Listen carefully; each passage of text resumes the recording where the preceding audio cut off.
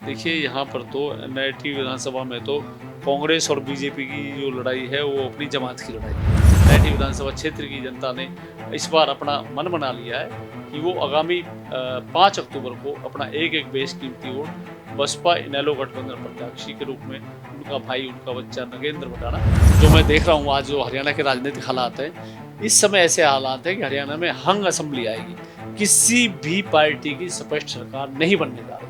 नमस्कार, न्यूज़बीन देख रहे हैं आप सभी के साथ मैं हूं शालू शर्मा। इस वक्त न्यूज़बीन की टीम है फरीदाबाद एनआईटी में और बसपा इनेलो गठबंधन प्रत्याशी नागेंद्र भड़ाना हमारे साथ में है।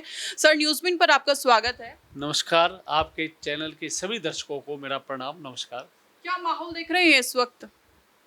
इस समय जो हमारे एनआईटी फरीदाबाद विधानसभा की बात करूं, तो जिस तरीके से हम लोगों के बीच में जा रहे हैं, जो लोगों का उत्साह है, जो लोगों का मान-सम्मान, प्यार मिल रहा है, उसे देख के मैं बहुत गदगद हूँ। हमारे कार्यकर्ताओं में बड़ा जोश है और अभी हाल ही में जो है, हमारे इलाके का बड़ा गाँव है पाली गाँव, तो पाली गाँव के अंदर पाली गाँव की सरदारी ने एक उसका पंचायत का आयोजन किया था, लेकिन वो पंचायत जो है देखते ही देखते एक रैली में बदल गई।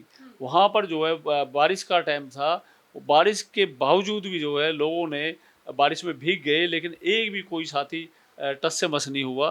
कई घंटे तक वहाँ पर जो है खड़े रहे और जितने लोग वहाँ पर टेंट के अंदर कार्यक्रम में थे, उससे दोगुना जो है बाहर सड़क पे सारा वहाँ पे जाम हो गया था और वहाँ पर कई जो मौजूदा सरपंच थे, पूर्व सरपंच थे, नंबरदार थे, इलाके के कई सामाजिक धार्मिक संस्थाओं से जुड़े हुए लोग थे और उन्होंने जो अपना एक तरफ़ा जो उन्होंने समर्थन दिया है और आशीर्वाद दिया है, तो उसे देख के मुझे लगता है कि एनआईटी विधानसभा क्षेत्र की जनता ने इस बार अपना मन बना लिया है कि वो आगामी 5 अक्टूबर को अपना एक-एक बेशकीमती वोट बसपा इनेलो गठबंधन प्रत्याशी के रूप में उनका भाई, उनका बच्चा नगेंद्र भटाना, तो चश्मे के सामने वाले बटन को दबाकर और जो है दोनों प्रत्याशी जो दूसरी पार्टियां हैं, चाहे कांग्रेस है, भाजपा है या तो और भड़ाना जी, पार्टियां हैं। किसको नुकसान पहुंचाने वाले हैं? जो गठबंधन है बसपा इनेलो का, कांग्रेस को नुकसान कि बीजेपी को?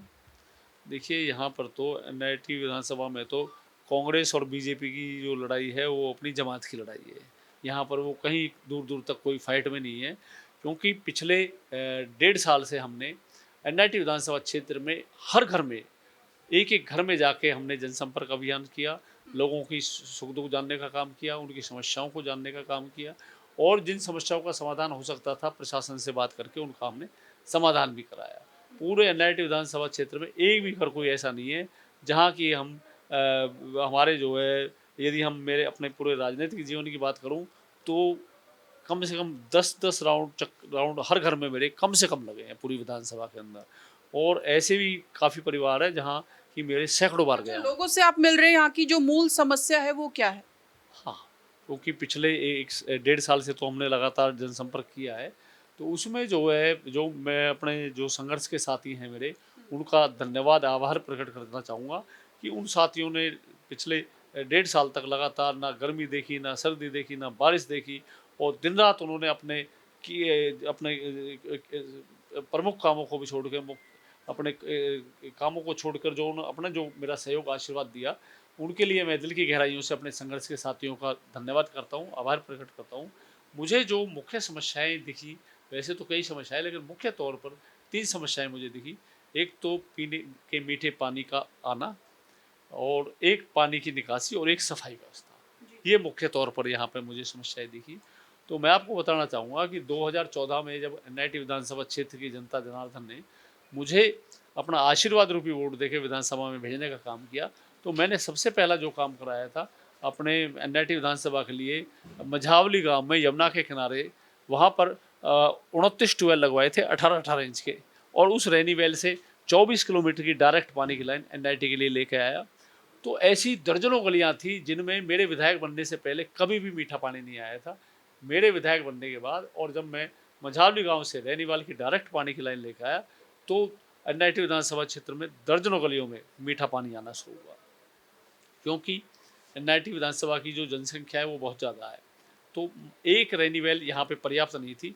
आने वाले समय में मेरी जो योजना है, जो मझावली में मैंने रैनीवेल बनवाई थी, उसके आधा किलोमीटर दाएँ और आधा किलोमीटर बाएँ 2 रैनीवेल हम वहाँ पर और लगवाएँगे, क्योंकि 24 किलोमीटर की लाइन तो डल चुकी है, जो उसमें खर्चा होना था वो हो गया, चाहे उसमें किसानों की ज़मीन भी एक्वायर करनी पड़ी, और बीच में आपका जो आगरा कैनाल है, 2 आगरा कैनाल हैं, उनको क्रॉस करना पड़ा, फिर आपका जो मथुरा रोड है इसको भी नीचे से क्रॉस करना पड़ा, तो बड़ी कठिन कार्य थे अच्छा, ये। अभय चौटाला को मुख्यमंत्री फेस यहाँ पर बनाया गया है, तो ये हरियाणा की राजनीति के लिए कितना अहम साबित हो सकता है? देखिए, ये जो मुझे जो मैं देख रहा हूँ आज जो हरियाणा के राजनीतिक हालात हैं, इस समय ऐसे हालात हैं कि हरियाणा में हंग असेंबली आएगी। किसी भी पार्टी की स्पष्ट सरकार नहीं बनने जा रही है, ना कांग्रेस की, ना ही भाजपा की। और इंडियन नेशनल लोकदल पार्टी के सुप्रीमो चौधरी अभय सिंह चौटाला जी ने किसानों के हक में जो अपना त्याग पत्र दिया था और जो उन्होंने कुर्बानी दी थी, और फिर दोबारा जो चुनाव लड़के आए, तो आज जो है किसान, हरियाणा का किसान, मजदूर, छत्तीस बिरादरी उनको एक आशा भरी निगाहों से उनको देख रहे हैं, और सभी जानते हैं कि चौधरी अभय सिंह चौटाला जी अपने जुबान के लिए जाने जाते हैं, जुबान के धनी हैं वो। अच्छा, ये जो गठबंधन है आपका पार्टी का, तो ये तीसरी बार होने को है, तो ये पहले इतना प्रभावी नहीं दिखा था, क्या इस बार प्रभाव पड़ेगा? देखिए, निश्चित तौर पर जो रोल पिछली सरकार में जजपा का रहा, उससे भी ज़्यादा अहम रोल इस बार जो है, जो नई सरकार का गठन होगा, उसमें बसपा इनेलो गठबंधन का होने जा रहा है। और जिस हिसाब से हमें सूचनाएं मिली हैं कि कम से कम 15-20 से ज़्यादा सीटें हरियाणा के अंदर जो है वो बसपा इनेलो गठबंधन लेने जा रही है, तो मैं निश्चित तौर पे कह सकता हूँ कि हरियाणा की जो नई सरकार का गठन होगा, उसका मुखिया, उसका नेतृत्व, उसका मुख्यमंत्री अभय सिंह चौटाला होगा। नागेंद्र भड़ाना जीत को लेकर कितने आश्वस्त हैं? 100%, क्योंकि पहले भी मैं 2014 में जब चुनाव जीता, तो मैं ऐनक के ही सिंबल पे यहाँ से चुनाव जीता था, तो ये मेरे लिए लक्की हैं। और इस बार तो फिर हमें इन भाजपा वालों ने हमारी जो है एक टिकट काटी, लेकिन एनआईटी विधानसभा क्षेत्र की जनता के आशीर्वाद से हमें एक की जगह 2-2 टिकट मिली है, और 36 बिरादरी की टिकट मिली है। एनआईटी विधानसभा क्षेत्र का जो चुनाव है वो नगेंद्र भड़ाना नहीं लड़ रहा। एनआईटी विधानसभा क्षेत्र का चुनाव तो एनआईटी विधानसभा क्षेत्र की जनता जनार्दन लड़ रही है, 36 बिरादरी लड़ रही है। तो जनता का साथ इस बार मिलने वाला है, आपका कहना है? 100% मिल रहा है। अच्छा, आप अपना सर्वे कर लें, आप कहीं भी जाके देख लें, एनआईटी विधानसभा क्षेत्र की जनता वो हमें अपने परिवार का हिस्सा मानती है, और हम उनको अपने परिवार का हिस्सा मानते हैं। तो एनआईटी विधानसभा क्षेत्र की जनता ने तो हमेशा अपना प्यार, आशीर्वाद जताया है, और मुझे पूरा यकीन, विश्वास और भरोसा है ये एक रिकॉर्ड वोटों के साथ एनआईटी विधानसभा क्षेत्र की जनता आगामी 5 अक्टूबर को चश्मे ऐनक के सामने वाले बटन को दबाकर हमें विधानसभा में भेजने जा रही है। चलिए, वो तो आने वाला समय बताएगा। न्यूज़बिन के माध्यम से जनता को क्या संदेश? मैं अपने एनआईटी विधानसभा क्षेत्र के देवतुल्य जनता जनार्दन से यही अपील करना चाहूँगा कि साथियों, भारतीय जनता पार्टी ने आपकी जन भावनाओं को की जो है निरादर किया है उनको, क्योंकि ये केवल ना एनआईटी विधानसभा क्षेत्र की जनता, पूरे फरीदाबाद जिले में जानते थे कि भाजपा की टिकट मिलते ही 60-70 हज़ार वोट से हम जीत रहे थे।